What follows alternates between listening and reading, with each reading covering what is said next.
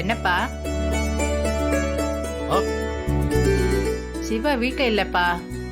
மரக்கடை வரைக்கும் போயிட்டு வரேன்னு சொல்லிட்டு போயிருக்கான்.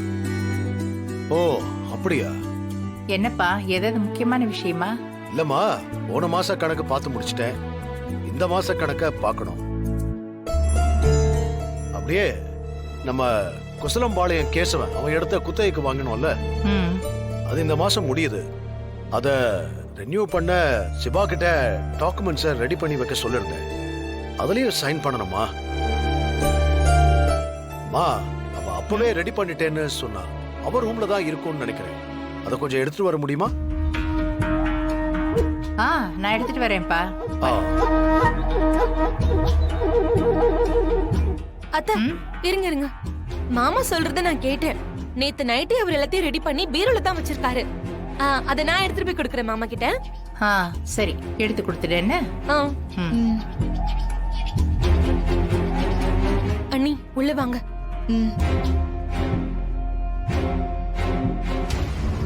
அண்ணி, கடவுள் நம்ம பக்கம் இருக்காரு பாத்தீங்களா?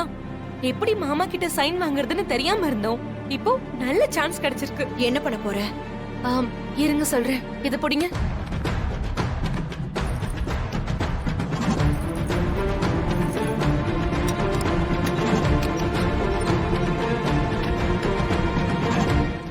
அண்ணி, லிங்க மாமா கொடுத்த அந்த டாக்குமெண்ட் கொடுங்க. இந்த பார்வதி, இந்த பத்திரத்தை இது கூட வச்சு நான் மாமா கிட்ட சைன் வாங்குறேன். பார்வதி, அண்ணன் மட்டும் படிச்சு பார்த்துட்டா அவ்வளவுதான், நம்மள தொலைச்சு போட்டுருவாரு. அதெல்லாம் படிக்க விடாம நான் சைன் வாங்கிடுறேன். இந்த வாய்ப்பை விட்டுறவே கூடாது அண்ணி. வாங்க. சரி.